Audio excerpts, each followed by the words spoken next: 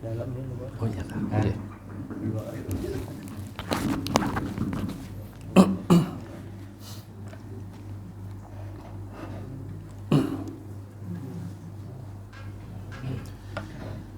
Assalamualaikum warahmatullahi wabarakatuh.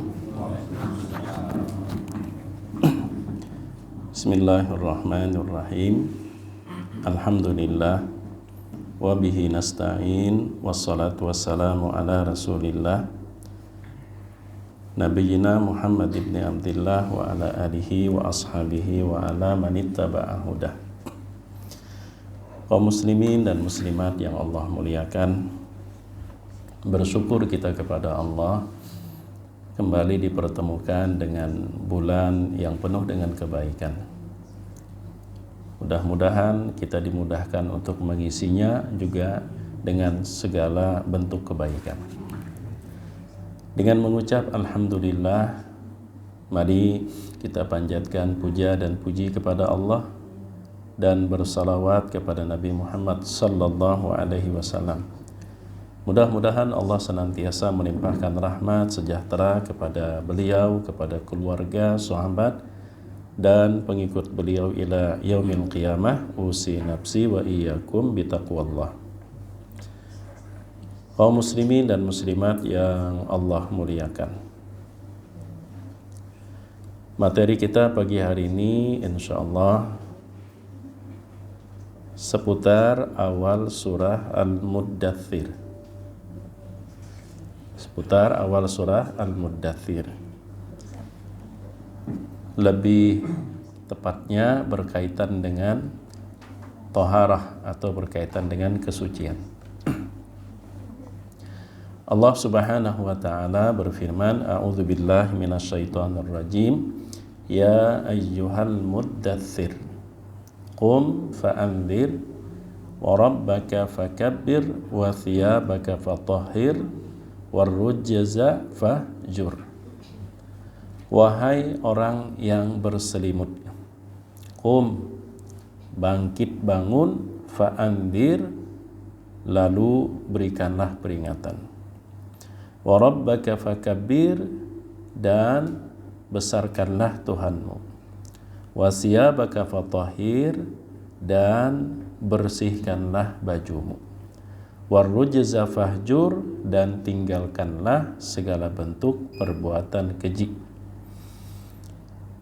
Allah Subhanahu wa taala juga berfirman dalam surah Al-Baqarah,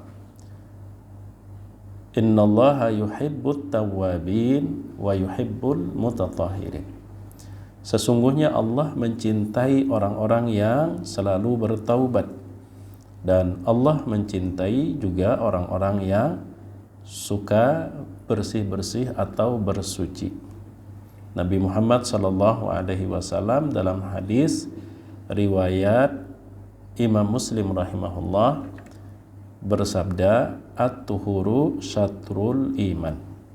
Bersuci itu adalah separuh atau setengah daripada iman.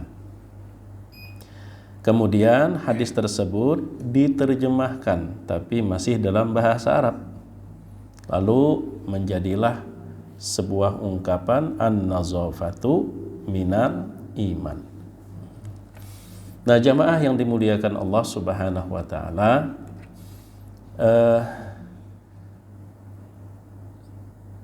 kadang menjadi perdebatan di kalangan para ulama tentang an-nazafatu minal iman. Tidak sedikit yang menolak kalau itu adalah hadis, dan juga ada yang mengklaimnya itu hadis. Nah, mudah-mudahan pagi hari ini dapat kita tuntaskan. Apakah itu hadis atau bukan? An-nazafatu minal iman. Ya, pada dasarnya dua-duanya tidak salah. Yang mengatakan itu hadis tidak salah. Yang mengatakan itu bukan hadis pun juga tidak salah. Lalu bagaimana kita mempertemukannya? Maka kita mesti membicarakan terlebih dahulu hukum meriwayatkan hadis sekedar makna atau terjemah. Boleh enggak? Hukum meriwayatkan hadis hanya menyebutkan terjemahnya saja. Nah, kalau Al-Qur'an setahu ulun ulama bersepakat kada boleh. Kalau Al-Qur'an, kenapa? Karena Allah Subhanahu wa taala menurunkannya bilisanin Arabiyyin mubin. Al-Qur'an itu dengan bahasa Arab yang nyata. Maka sehingga apabila seseorang umpama menyampaikan begini, Allah Subhanahu wa taala berfirman, "Wahai orang yang berselimut," tanpa ada keterangan apapun, tapi langsung dengan menyebutkan terjemah. Nah, maka ini yang dimaksud oleh para ulama, ini adalah tidak boleh. Maka dari itu kita tidak mesti terpancing kalau orang berkata,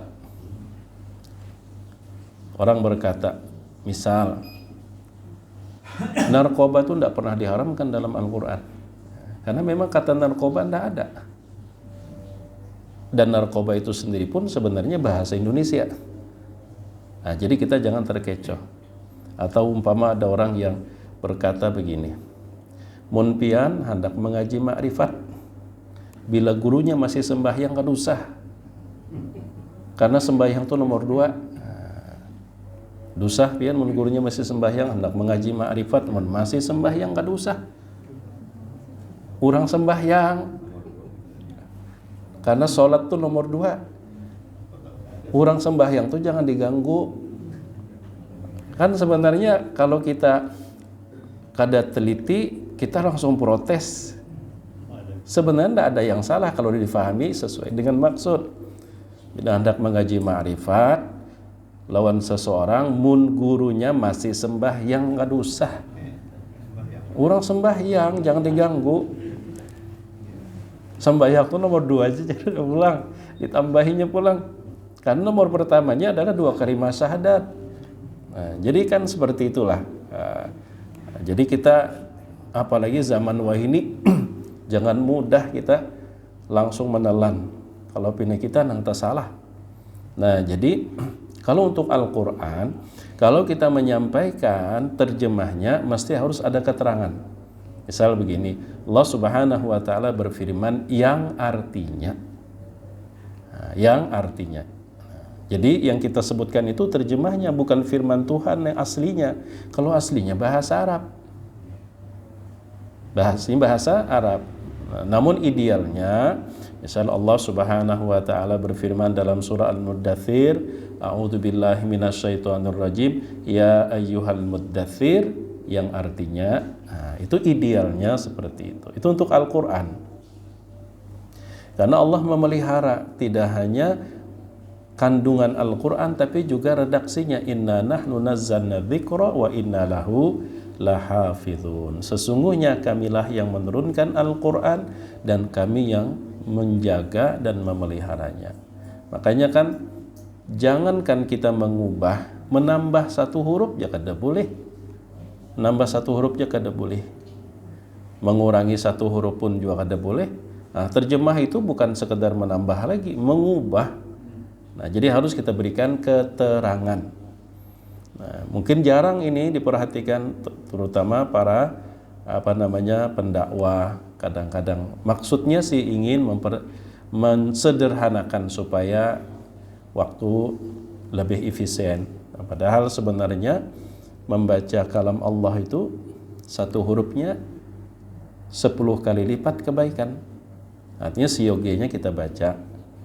Nah, baik. Nah, adapun sunnah atau hadis, setahu ulun juga ulama bersepakat tajuzu riwayatul hadithi bil ma'na. Boleh meriwayatkan hadis hanya dengan menyebutkan terjemah. Artinya ditranslate dari redaksi yang diucapkan oleh Nabi Shallallahu Alaihi Wasallam ke bahasa lain, sekalipun masih dalam ruang lingkup bahasa Arab juga. Nah, maka an-nadhafatu minal iman secara redaksi betul Nabi tidak terbukti mengucapkan demikian, tapi maknanya adalah terjemahan dari at-tuhuru satrul iman. Di mana at-tuhuru satrul iman itu adalah ucapan Nabi yang diriwayatkan oleh Imam Muslim. Jadi kalau umpama meriwayatkan hadis itu tidak boleh hanya sekedar menyebutkan makna, maka betapa sering dan banyak guru-guru kita yang keliru karena sering menyampaikan Nabi SAW bersabda sesungguhnya segala perbuatan itu tergantung kepada niat. Kan cuma terjemah yang disampaikannya. Lalu kalau umpama tidak boleh meriwayatkan secara terjemah, berarti itu bukan hadis Nabi. Kalau ada orang yang berkata itu bukan hadis Nabi, Nabi nggak pernah ngomong seperti itu. Betul, karena Nabi berbahasa Arab. Nah, jadi tuntas kan sudah. Jadi mengatakan itu hadis, maksudnya itu terjemah hadis. Dan boleh meriwayatkan hadis hanya menyebutkan terjemahnya. Terjemahan dari mana? Dari ucapan Nabi at-tuhuru satrul iman. Yang dalam bahasa kitanya bersuci itu sebagian daripada iman. Kalau dalam bahasa Arab an-nadhafatu minal iman. Yang mengatakan itu bukan hadis tidak salah, tapi maksudnya Nabi tidak mengucapkannya demikian. Yang mengatakan itu hadis itu terjemahan dari ucapan Nabi. Nah, jadi tidak ada yang salah sebenarnya. Nah, baik. Nah, jamaah yang dimuliakan Allah Subhanahu wa taala. Untuk membicarakan tentang at-tuhuru satrul iman, bersuci itu adalah sebagian daripada iman. Kita seyogianya membangun sebuah pengantar. Karena ini mengatasnamakan bersuci itu separuh iman. 50% iman tuh bersuci. Nah, lalu separuhnya apa? Kan gitu, separuhnya apa, setengahnya apa? Kita sebagai orang beriman, kita mengimani dan meyakini bahwa tempat terakhir itu nanti cuman ada dua. Munkada surga, neraka. Walaupun ada tempat transit sebelum persinggahan terakhir yang namanya Al-A'raf. Jadi Al-A'raf itu disebutkan dalam surah Al-A'raf, wa 'alal a'rafi rijalu ya'rifunahum bisimahum. Di atas Al-A'raf itu ada orang-orang yang bisa dikenali. Apabila surifat absaruhum tilqa ashabin nar, kalau pandangan mereka dialihkan ke penghuni neraka, mereka berdoa, ya Allah, jangan sampai kami dijadikan bersama orang-orang yang zalim. Namun apabila mereka dipalingkan melihat ahli surga, mereka berharap memohon, wassalamun alaikum, selamat kalian. Mereka pun berharap. Nah, itu terminal terakhir sebelum persinggahan surga atau neraka. Ya, mudah-mudahan semua kita masuk surga ya. Artinya kan ada dua, surga dan neraka. Nah, Allah Subhanahu wa taala Maha Pengasih. Maka daripada itu Allah utuslah Rasul di setiap masa untuk menjelaskan mana jalan yang membawa ke surga dan mana jalan yang mengarah ke neraka. Dijelaskan. Makanya dalam agama itu ada dua hal, nang disuruh lawan nang dilarang, baik dan buruk. Maka bersuci ini sebenarnya menyangkut segala bentuk perkara perbuatan hal yang dilarang, bersih-bersih. Nah, dari sini kan udah jelas kenapa kok bersuci itu sebagian atau separuh daripada iman. Nah, jadi kita mesti harus menghindari, menjauhi apapun yang berada di jalan yang mengarahkan ke neraka. Tapi selebihnya dilengkapi dengan kita harus berada di jalan yang menghantarkan kita ke surga. Sehingga ada yang namanya perbuatan ma'ruf, ada yang namanya perbuatan mungkar. Selalu ada dua.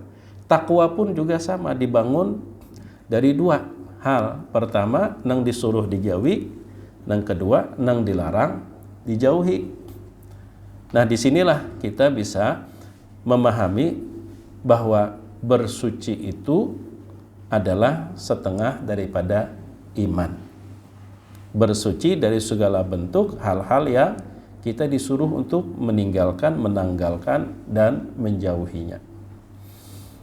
Nah, karena itu di dalam Islam bersuci itu meliputi 4 perkara. Keempat-empatnya Allah sebutkan dalam surah Muddathir. Keempat-empatnya Allah sebutkan dalam surah Al-Muddathir.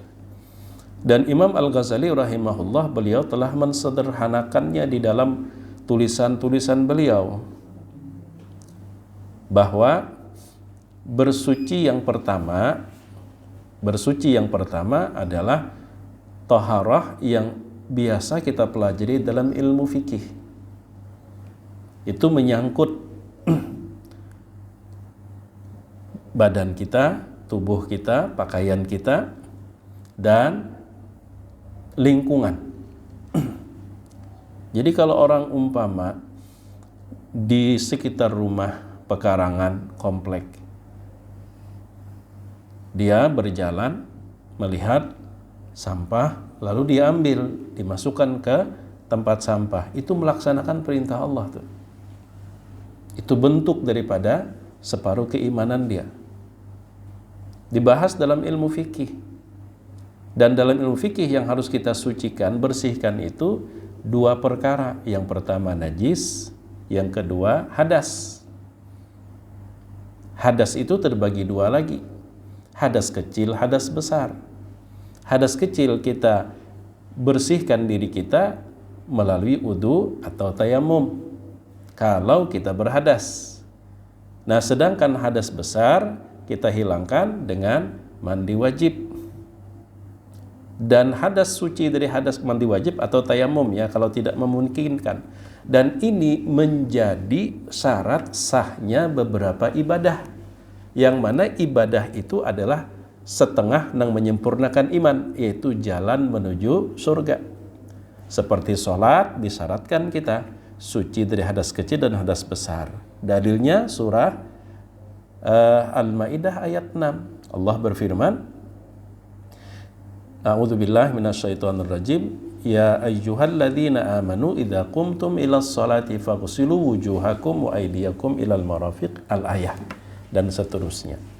Nabi juga bersabda, la yaqbalullahu sholata ahadikum idza ahdatha hatta yatawadda. Allah tidak menerima salat kamu kalau masih berhadas, sehingga diangkat hadas kecilnya itu dengan berwudu. Nah, artinya kalau di suci yang dibahas dalam ilmu fikih ini tidak kita selesaikan, tidak kita bereskan, itu berdampak terhadap separuh iman, jalan kita menuju surga. Sehingga kita melakukan ibadah-ibadah yang disyaratkan di situ suci yang dibahas dalam ilmu fikih, lalu kita abaikan syarat tersebut, seumur-umur kita sholat, itu tidak diterima di sisi Allah. Nah, jadi 2 hal ini saling berkaitan sebenarnya. Nah, dalam kajian fikih itu pun ternyata tidak hanya sebatas kita bersuci itu karena merupakan syarat sah sholat, tapi bersuci itu sendiri adalah perintah. Di mana ayatnya? Ayat nomor 4 surah Al-Muddathir tadi. Wasiyabaka fatahhir. Tahhir itu fi'il amar, perintah dari Allah. Dan bajumu sucikan. Artinya kalau orang tuh bajunya terkena najis, dia biarkan, berarti dia tidak melaksanakan perintah. Kalau tidak melaksanakan perintah wajib, berarti dia berdosa. Dia berdosa. Nah, jamaah yang dimuliakan Allah, itu simpelnya begitu. Sederhananya demikian. Jadi pada ayat yang keempat itu mengisyaratkan kepada bersuci kategori pertama. Tubuh kita, pakaian kita, tempat tinggal kita bersihkan dari najis. Kalau tubuh kita bersihkan dari hadas, hadas kecil dan hadas besar. Keingatan ulun memberikan penyuluhan pengantin nih, penasehatan. Jadi materi pertama itu biasanya kami masalah mandi wajib. tapi ulun kada perlu mentes pian kalau lah mandi wajibnya. Jadi jar ulun, berapa rukun mandi wajib? Bingung. Makanya sudah orang tuha ibaratnya kan para kawin tuha ngaranya kada kekanakan lagi. Sudah pernah mandi wajib sering tapi kada tahu di rukunnya. Dah ndak apa-apa kita ingatkan. Rukun mandi wajib itu ada 2. Pertama niat, yang kedua seluruh air itu rata ke bagian permukaan tubuh tanpa terhalang oleh sesuatu yang asing dari tubuh, umpama lem atau sisik iwa. Jadi itu 2 rukunnya. Selama 2 rukun itu terpenuhi, hendak nangkai apakah cara mandinya, maka terangkatlah hadas besar. Terangkat hadas besar. Cuman jar ulun pas ada nang betakun. Kalau umpama mun nangkai apapun caranya kita mandi, yang penting 2 rukun tadi terpenuhi, sah mandi wajibnya. Kalau rumah kita di pinggir sungai bercabur cinya mandi, artinya pas benyalam di dalam banyu berniat di hati. Kan otomatis semua air itu kan karena bagian luar tubuh. Sah lah. Jar ulun itu hukumnya sah, tapi syaratnya bertambah sebuting. Apa syaratnya? Bisa bakunyung. Pian mun kada bisa bakunyung bercabur mengalihi tim SAR. Mbah mun kada bisa bakunyung mah bercabur mengalihi orang bener 2 hari 2 malam mencari. Nah, bisa bakunyung syaratnya. Nah, tapi itu guyonan aja. Baik, sekarang bersuci yang kedua. Bersuci yang kedua itu adalah tadi kan menghindari jalan neraka tadi. Menghindari jalan neraka yang disuruh kita menjauhi, yaitu membersihkan, mensucikan seluruh anggota tubuh kita yang masuk kategori luar atau lahir. Ya kan ada lahir dan batin. Lahir itu dari bahasa apa sebenarnya? Menurut Pian? Bahasa apa lahir itu? Bahasa Arab aslinya. Bahasa Arab aslinya, cuman sudah menjadi bahasa kita. Harap maklumnya, maklum itu bahasa Arab aslinya. Lahir itu asalnya zahir. Zahir. Nah, sebeberapa orang di Indonesia itu sulit untuk mengucapkan huruf dha, sehingga berubah menjadi lam. Seperti perlu itu fardu asalnya. Fardu. Lahir, zahir, zuhur, lohor aja. Kan lohor, kalau zuhur tuh lohor ini. Udah sholat lohor. Jadi perlu itu asli kata bahasanya fardu. Lahir itu kan zahir, makanya lahir batin. Zahir yang nampak. Nah, jadi kita membersihkan tubuh kita, anggota tubuh kita yang lahir, tangan, mata, telinga, mulut, kaki, dari perbuatan perilaku nang mungkar, nang dilarang dalam agama. Nang dilarang dalam agama.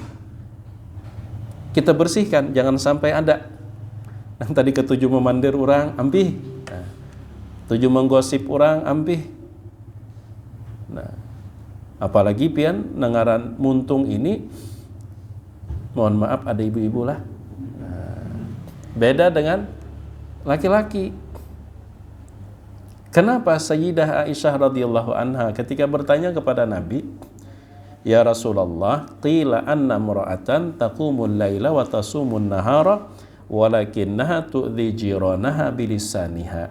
Qal la khaira fiha hiya finnar, ya Nabi. Ya Rasulullah, umpamanya ada perempuan. Jadi Aisyah itu punya anna mra'atan, sesungguhnya ada seorang perempuan. Tapi ini kada bermaksud siapapun. Karena kalimat yang digunakan oleh Aisyah itu tipenya nakirah. Anna imro'atan, pakai tanwin, bukan annal mar'ata. Nah, jadi imro'atan itu nakirah dalam ilmu nahu, artinya ini kada bertuju siapapun, sehingga kita menterjemahnya umpama ada seorang perempuan, dan ini kada bertuju. Taqumun laila, rajin sholat malam, watasumun nahara, rutin puasa siang. Nyatai puasa siang lah. Mun malam tuh sama tadi jarulun Ada juga konten orang yang puasa tuh cuma sholat wajibnya 3 kali jadinya bujur aja. Nya siang tuh subuh, zuhur, asar, maghrib, isya tuh kada puasa lagi. Nah, 3 aja jadinya. Wah ini kita kawa kita pindah sembarangan nang mematuk pulang lah. Seorang perempuan ya rajin sholat malam, kemudian juga rajin berpuasa. Walakinnaha, tapi dia tu'dzi jiranaha bilisaniha. Ini lidahnya ini sering nyakitin hati orang kiri kanan tetangganya. Ini rajin sholat malam, rajin puasa, tapi mulutnya kotor. Mulutnya kok kotor, artinya ada perilaku yang mengotori mulut lidahnya. Jadi Nabi la khaira fiha, tidak ada kebaikan buatnya sedikit pun. Nah, dalam ilmu nahu la tu la linafil jins, artinya habis kebaikannya tuh kada ada lagi sedikit-dikit. Hiya finnar, perempuan seperti itu tempatnya di neraka. Perempuan yang seperti itu, ini menandakan dosa lidah itu termasuk dosa besar. Kenapa? Karena kan kita faham ada yang namanya istilah timbang menimbang, kebaikan dan keburukan itu ditimbang. Wal waznu yawma idzinil haqq, faman thaqulat mawazinuhu faulaika humul muflihun, wa man khaffat mawazinuhu faulaika alladziina khasiru anfusahum fi jahannam khalidun. Surah Al-Mu'minun. Mun sampai habis terkikis nilai sholat malamnya, nilai puasa siang harinya habis, berarti itu dosanya kan benar. Sampai habis ya la khaira fiha. Nah, kenapa Aisyah tidak menyebut anna rajulan? Misal ada seorang laki-laki. Ini bukan hanya sebatas perempuan, tapi ini adalah kebiasaan. Karena memang berdasarkan teori. Tadinya ulun tak salah teorinya, tapi ada yang meluruskan. Waktu penyuluhan juga penasihatan, ada dari puskesmas yang memberi materi adalah bebinian. Jadi bapak ibu ya calon pengantin ya, setahu pian perempuan itu dalam sehari harus mengeluarkan berapa kata dari mulutnya. Jadi ulun empat menyahut 20.000 julun, masih kurang pak, tersalah berarti julun. Mun 20.000 kata sehari masih kurang, tersalah. Kurang pak, berapa julun? Ya kisaran antara 21.000 sampai 24.000 kata dalam sehari, itu jatah bebinian bepander. Kalau laki-laki kisaran antara 7 sampai 8.000 ya. Jadi kalau umpama bisi bini pemamaian pian anggap sedang mengejar target. Ngejar target. Menulun pian boleh ke rumah puasa tuh pang sudah. Puasa bepander, jatah ulun habis sudah. Habis ceramah jatah ulun. Makanya lelaki itu kan banyak bunyi lah, apalagi sudah uyuh bepander pian. Bila uyuh bepander, dipanderi umah pusangnya luar biasa. Tapi kadang-kadang hati, wajar. Ini lagi mengejar target. Masalahnya bila ada cukup target, pian, labil psikolog bebinian tuh kayak itu. Bila mau bebinian tuh beranai, ini hati-hati. Hati-hati itu apalagi imbah digayai laki. Nah, dingjalah lihat tangan kakaninya ada pencirian bebini 2. Nah, itu hati-hati mun bini beranai, pian.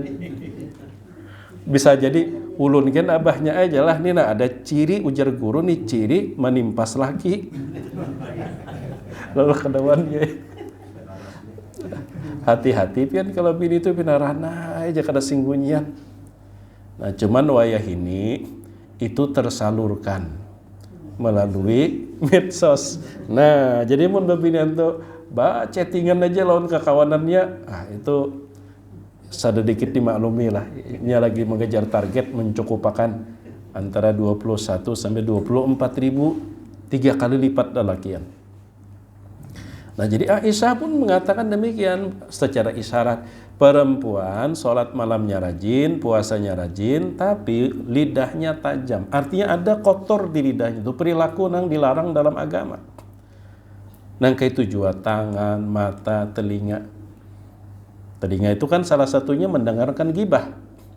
Ujar Nabi, as-sami atau al-mustami ahadul mughtabain. Kalau ada orang yang menggibah, maka yang mendengar pun sama dengan menggibah. Kenapa? Karena ada nang mau mendangari, inya manggibah. Coba jaka kada ada nang mau mendangari. Bapandai lawan siapa inya? Nang kaya ulun ni juga. Mun pian bulikan nampi ham ulun pian akun betungguan ulun masih terus. Mbah ya kalau siapa nang mendengar? Nah, jadi ada keterlibatan. Nah itu yang kedua lah, supaya kada lawas-lawas ini sudah jam 6.19. Setengah jam lagi buka puasa kita.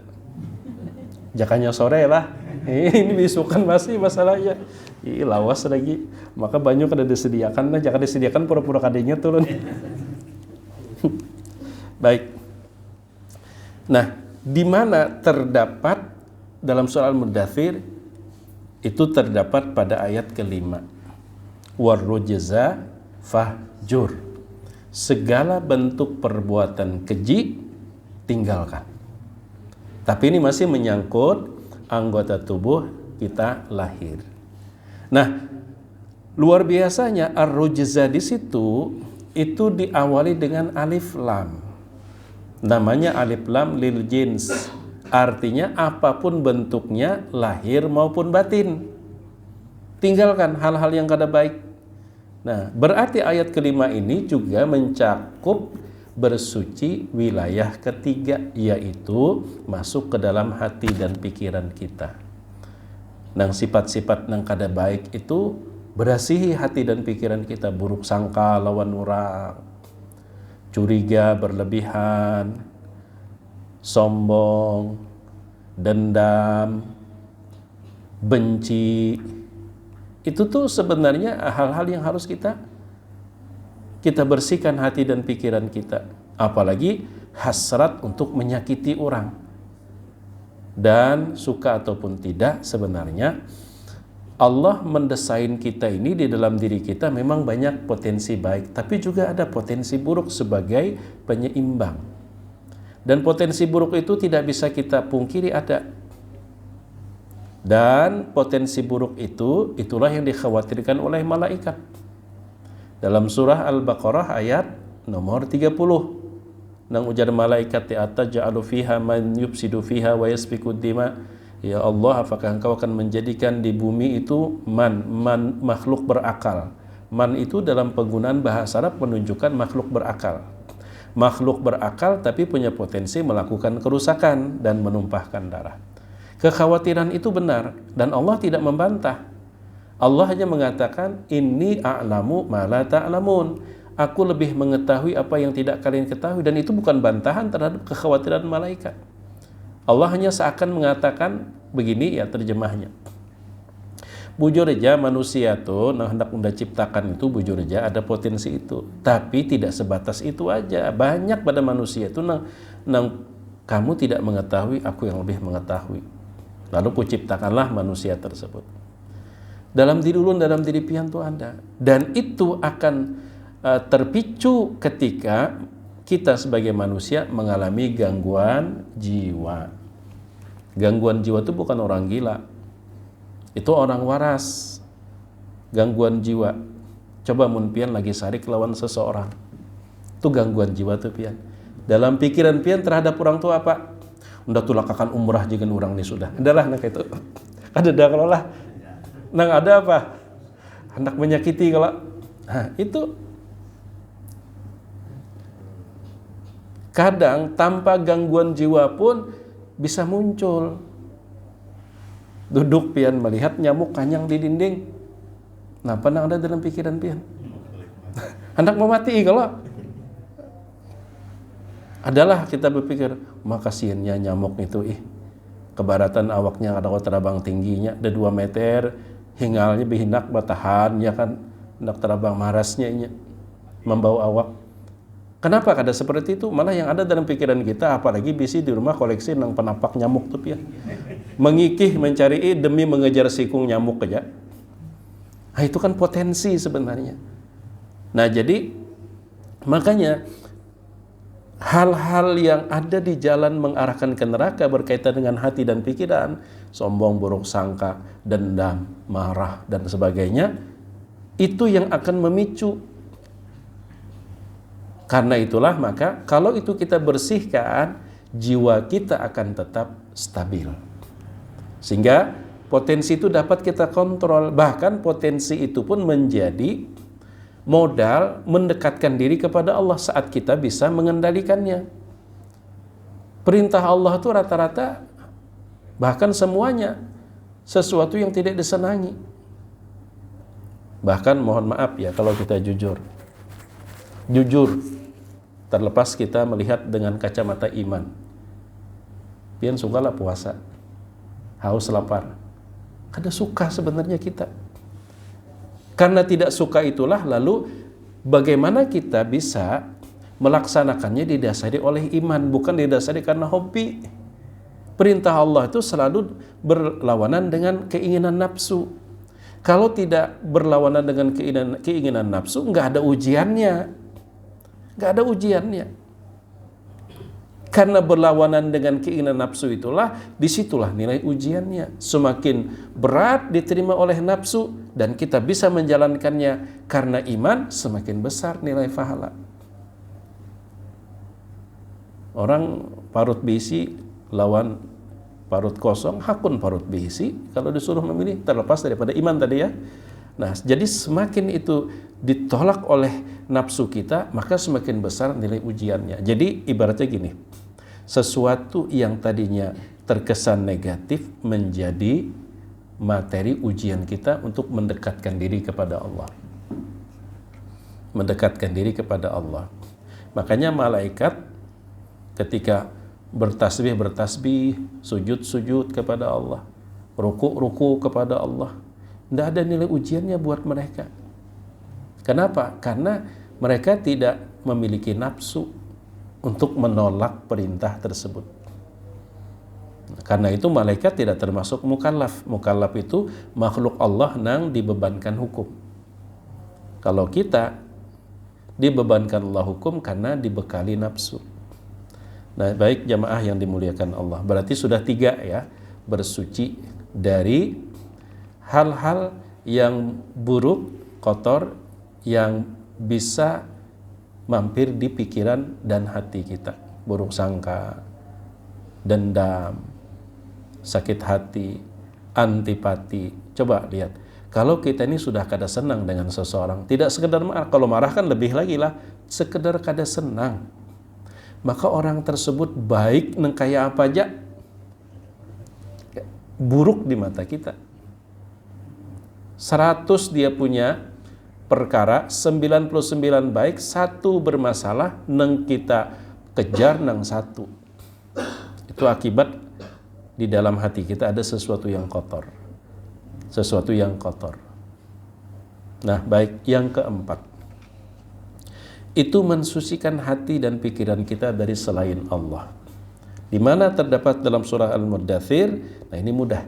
Wa rabbaka fakabbir. Ayat nomor 2. Lebih jelas lagi, kalau dalam ilmu nahu, posisi Rabb itu adalah maf'ul bih atau jadi kita objek. Sedangkan kabbir itu kata kerja dalam bentuk perintah. Susunan umumnya kata kerja terlebih dahulu baru objek. Misal makan nasi itu. Makan itu kan kata kerja, nasi objek. Kaidah dalam ilmu bahasa Arab, kalau objek ditaruh berdahulu seperti dalam surah Al-Fatihah, iyyaka na'budu, iyyaka nasta'in. Kalau kita kembalikan ke susunan yang umumnya, na'buduka wa nasta'inu bika.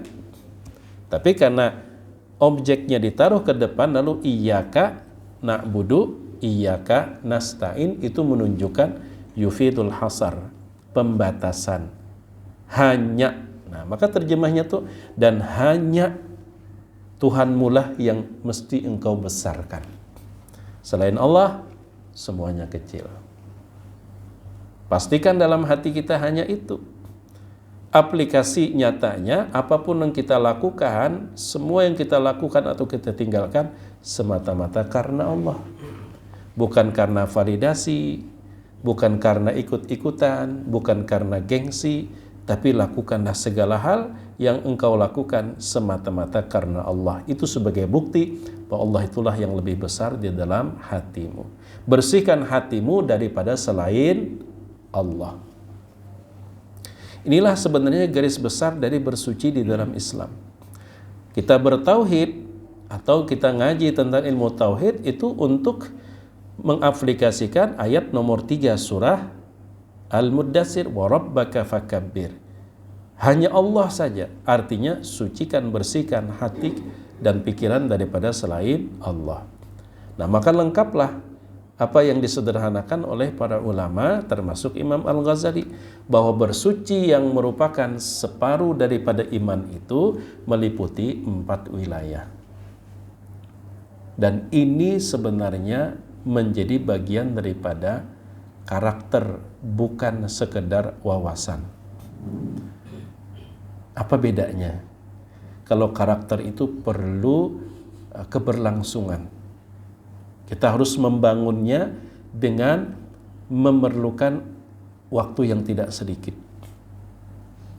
Pembiasaan, melalui pembiasaan.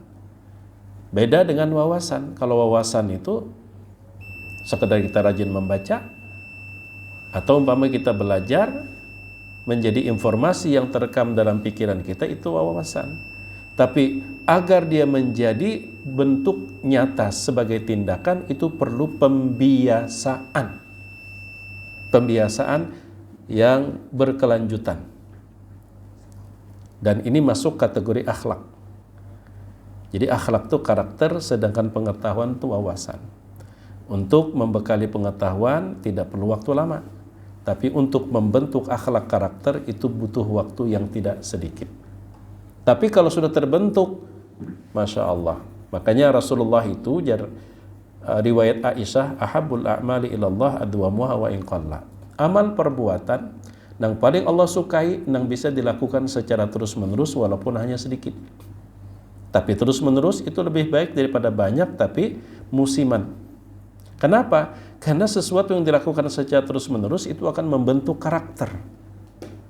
Dalam hal bersih japian, umpama mulai sekitar rumah, pekarangan, halaman, mulai dengan satu hal ya, melihat ada sedotan bekas minum tuh lah.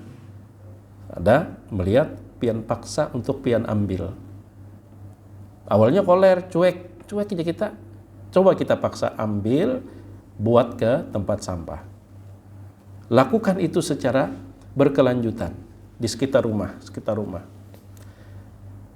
3 minggu aja pian itu. Minggu ke-4 mata pian tajam. Jangan di sekitar rumah, di jalan raya gen pian melihat sedotan tuh gatal, hati hendak mengambil. Itu terbentuklah karakter. Tapi kalau jarang musiman, tetap cuek. Nah, maka dari itu kenapa istilahnya itu dalam metode, ulun sebut metode ya, metode suluk orang-orang sufi, kenapa mereka itu punya amalan nang angkanya ada nang 100, ada nang 200, lalu rutin. Itu untuk membangun karakter. Ini metode ya. Sebagaimana juga di jamaah tabligh kan ada metode tarbiyah mereka. Keluar bertemu dengan orang-orang yang punya niat untuk jadi orang baik, karena metode lingkungan itu memberikan dampak dan pengaruh. Kalau kita berada di lingkungan baik, kita akan tertular. Maka metode dalam jamaah tabligh itulah mereka meninggalkan rumah. Itu metode, bahasa kitanya semacam dalam dunia pendidikan itu kurikulum. Sama dengan orang belajar mengaji, menggunakan metode Iqra. Kalau di zaman Nabi metode itu, ini Nabi kada pernah belajar dengan cara a i i u. Ini metode, cara. Nah, jadi sudah jam 6.33 sadangin lah. Jadi kira nyambung, ulun sudah lawas buka puasa lagi. Nah, barangkali ini dulu yang dapat ulun sampaikan, ya setidaknya kita sudah rampungkan bersuci dalam Islam itu tadi meliputi 4 wilayah. Suci yang biasa dibahas dalam ilmu fikih. Nah, kemudian suci yang berkaitan dengan anggota tubuh kita, baik lahir, kemudian yang ketiga maupun batin, dan yang keempat mensucikan hati kita daripada selain Allah. Ampun maaf jika ada salah maupun khilaf. Terima kasih waktu maupun kesempatan. Kita hari berapa hari ini? 89. Mun 8 berarti Kamis mulai puasa. Berarti lawas lagi hari raya. 20 harian nih hari raya lawas lagi. Ya, pun maaf, jazakumullahu khaira. Subhanakallahumma wa bihamdika asyhadu an la ilaha illa anta astaghfiruka wa atubu ilaik. Wassalamualaikum warahmatullahi wabarakatuh.